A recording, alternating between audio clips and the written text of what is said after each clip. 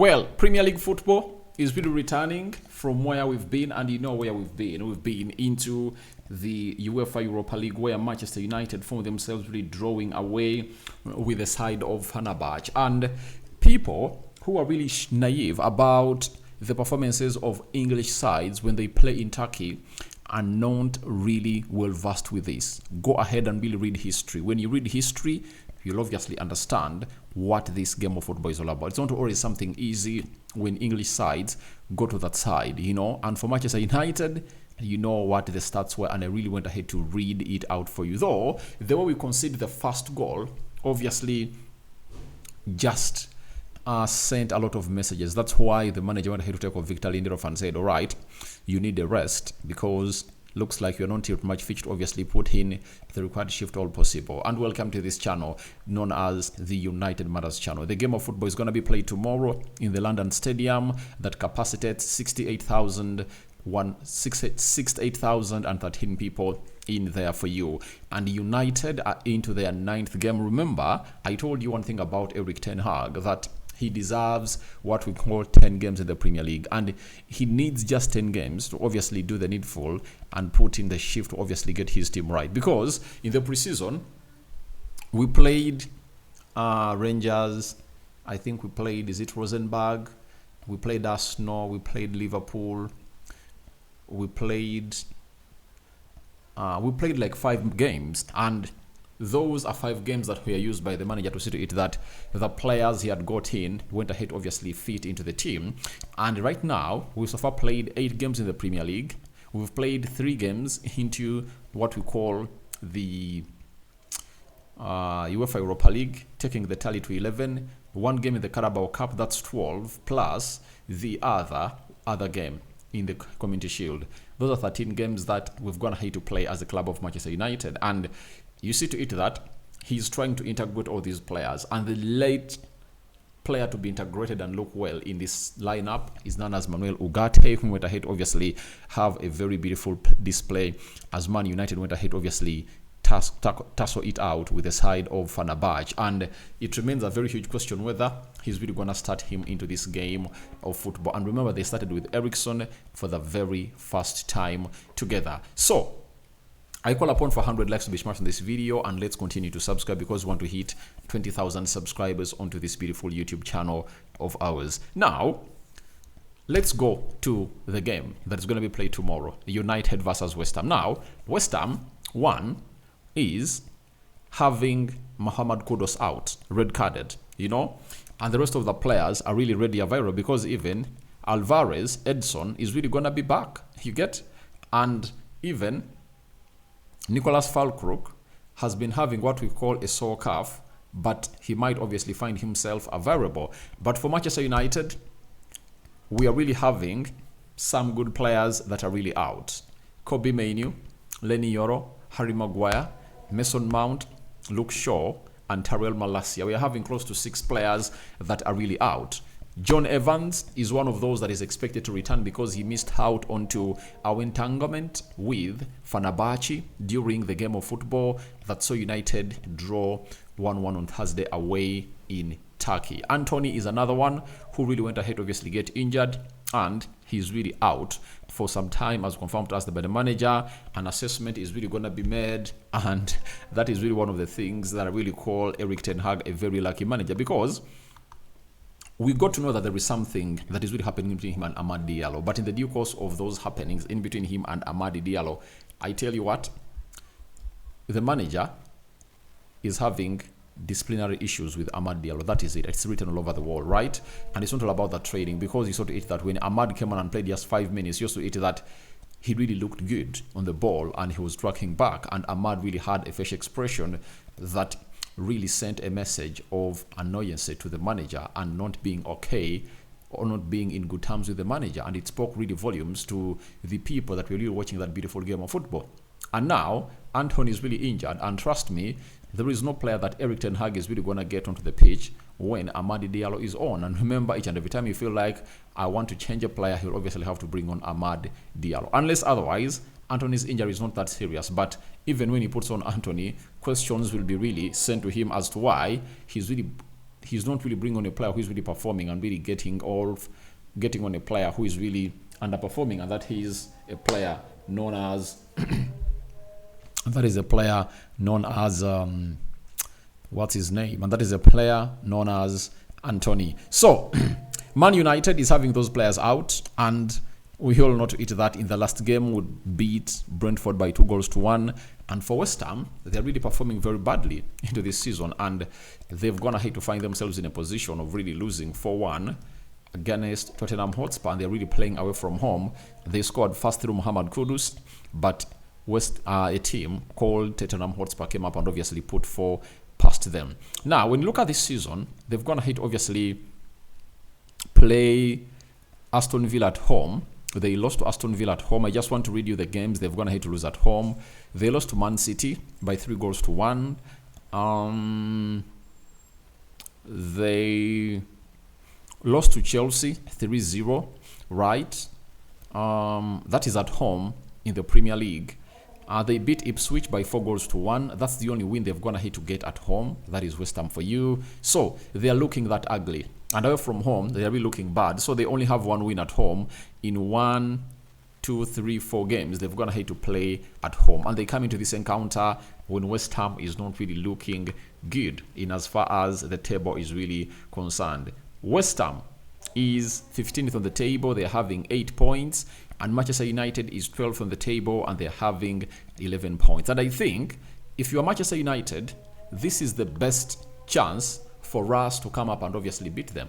Last season, they beat us at their stadium by 2-0. You remember that very well. You know, they beat us by 2-0. Kobe Mainoo is one of those that went ahead to obviously lose possession, but I think we lacked numbers to obviously come and really give us the best that we deserve in as far as defending and attacking we're really concerned. So we get into this game of football. When we've played on Thursday, West Ham have rested for all that time, but I think if I told you Manchester United, you will look so much in shape and so much in match fitness to see to it that you haven't gone ahead to obviously lost the rhythm, because you need your players to obviously get minutes and obviously be freshened up. The season is still in its young start, so I think we can do the needful. So let's get into the probable starting 11 for the club of Manchester United as we take on the side of West Ham. But these two managers are really under pressure, and I think Lopetegui is under pressure because he is really looking bad, and a loss to Manchester United will obviously find him maybe nearing a sack. They might give him 1 game to see to it that he saves himself. He doesn't really use that 1 game, then he'll find himself thrown under the bus. Now, for Ten Hag, I think even if he loses against West Ham, he's not going to be facing a sack, but pressure will obviously increase. And what he has to do is to come up and obviously get 3 points against West Ham, because very many teams have gone ahead to obviously come up and obviously beat him. And I think this is the kind of game that Erik ten Hag needs to come up and really raise. And I think it's one of the teams that he hasn't gone ahead to beat or even get a draw in the Premier League ever since he took over. The season of 2022-2023, it saw United lose to West Ham by 1-0. Remember that howler coming in through from David De Gea? The ball slips through his hands and it went in the back of the net. Then, last season, I've told you it was 2-0, you know? So, all I can tell you is it's not always easy for us to go that side under Erik ten Hag. But if Erik ten Hag really gets the tactics right, I think he has a better squad than the side of West Ham. Now, in goal, obviously it's going to be Andre Onana. You remember that double save that he made on Thursday? He's really looking good, and I pity everyone who was like, Onana is not worth to be the goalkeeper of Manchester United. And this goes all out to everyone who judges a player in his first season. The full judgment of a player should obviously come into the second season. Onana is really in epic form, and I tell you what, he is always there when we need him, and his ball distribution is really on point. And I've gone ahead to obviously see him become what United went ahead to obviously pay him for. On the right back, I think Dalot is really going to be maintained onto the right back for the club of Manchester United, because he really looks great every time he's really playing into that position. And you've also gone ahead to obviously see to it that a lot happens when Dalot is there. And you saw to it that Marcus Rashford missed out on a chance that saw Dalot put in a very beautiful cross. And the beauty of Dalot being played as a right back is that Dallo finds himself in better positions, obviously putting those balls, and he at least averages like 5 crosses in the entire 90 minutes, something that we miss out when he's playing on the left, and Mazraoui cannot really deliver to that level. And I think Ten Hag is going to realize what we've always going to tell him, that we really miss out on the offensive attempts of Dallo every time he's being played as a left back. And he saw to it that even when he took off Lindelof and Lisandro Martinez pivoted into the central defense to partner with Matthias de Ligt, Mazraoui was played as a left back, you know. So I think Dallo comes in through to obviously put in a very huge shift. Then on the left side, I think it's going to be Lisandro Martinez to be played as a left back for the club of Manchester United. I think it's really going to be one of those games that it's going to be one of the last games that's going to be played as a left back, because in the midweek I anticipated that Malacia might obviously be a variable, or Luke Shaw. One of those two might obviously be a variable to obviously play for the club of Manchester United as the left back for this club of Manchester United, or even the manager might obviously try to play Mazraoui in there. But I would prefer United to rest Dallo a little bit in the midweek, because you're going to be preparing for Chelsea over the weekend. Now, in the central defense, obviously Matthias de Ligt is really going to be coming up and obviously played as a right-sided centre-back, and he's really making everyone eat the words that they've always going to obviously come up and obviously say about him, and that is de Ligt for you. He's really one of those that goes ahead, obviously put in a very beautiful shift, and you see how he's defending and how he really went ahead, obviously dying the pitch for Manchester United. Even with blood, he was like, I don't want to get off the field of play. It shows you the mentality of Matthias de Ligt. On the left side of the central defense, I think it's really going to be John Evans, provided he's past fit. But the manager in the pre-match press conference told us that he looks like he's really going to be ready for the encounter as United takes on the side of West Ham. That is it. And I think that is the back five that has been uniform, and we all know that they are really performing good and they're really looking good and better.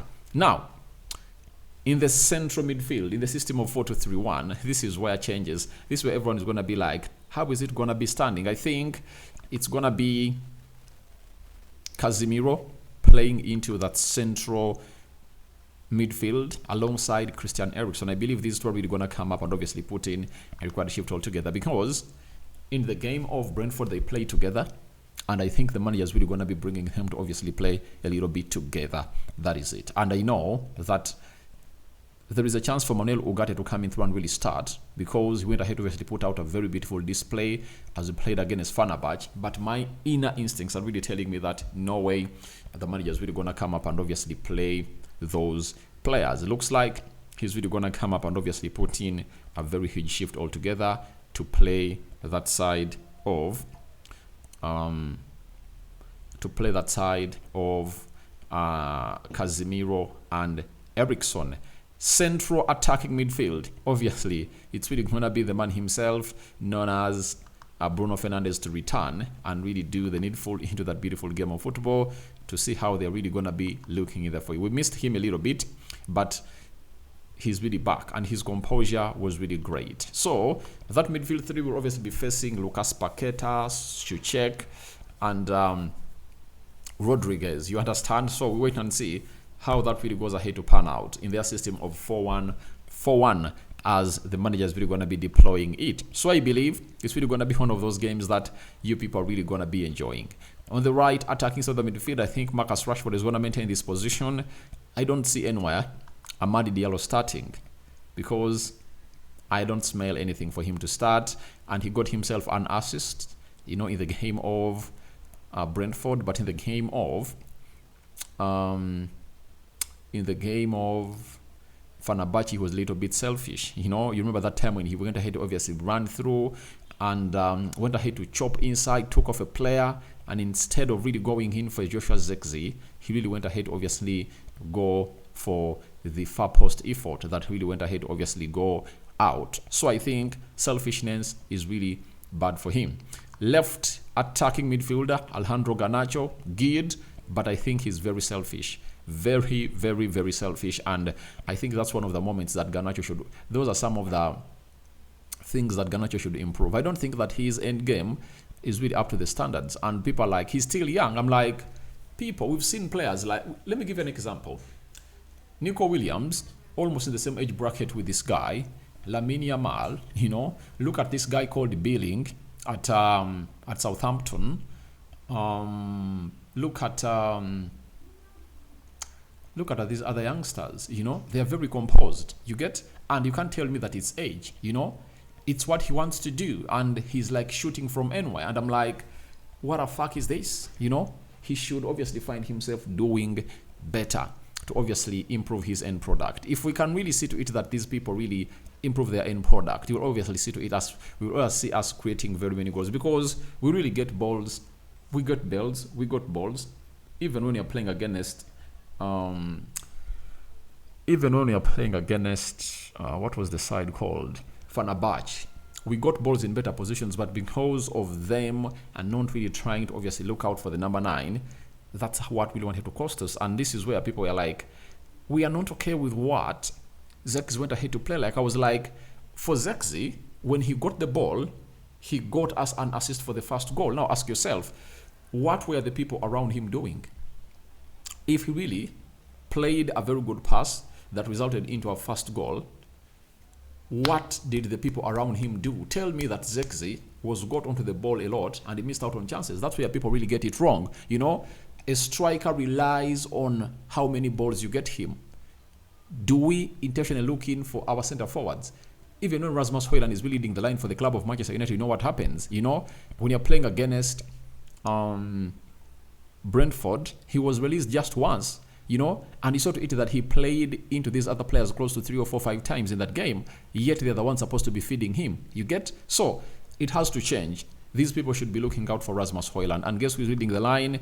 Rasmus Hojlund benched when they're playing against Fenerbahce, and I think he's really going to be starting. So when you look at that team, it's the unchanged 11 that Erik ten Hag went in for to play Brentford, and I believe he might line up the same, right? Then people who are really complaining about the consistent 11 for the club of Manchester United from Erik ten Hag, I'm like, do they know what they're talking about? I think that's really wrong, because managers keep changing. The moment the manager averages 7 players per game, that shows you that it's really great. And when you look at the starting 11, how many players were out when you're playing against Fenerbahce? John Evans, Casemiro, Bruno Fernandes, Rasmus Hojlund. 4 players started on the bench, you know, and 2 of those were out because of injury, and others were just rotated. So I believe we are really gonna see close to 8 players that started against 8 players that started against Brentford really start this game of football. It should be 1 or 2 changes, or not even any change to be made. So that is the probable starting 11 for the club of Manchester United as we take on the side of West Ham. But this is really very important. West Ham have won their last 2 Premier League home games against Manchester United, last winning 3 consecutively at home against the Red Devils in the league between 1974 and 1977. I mentioned about that.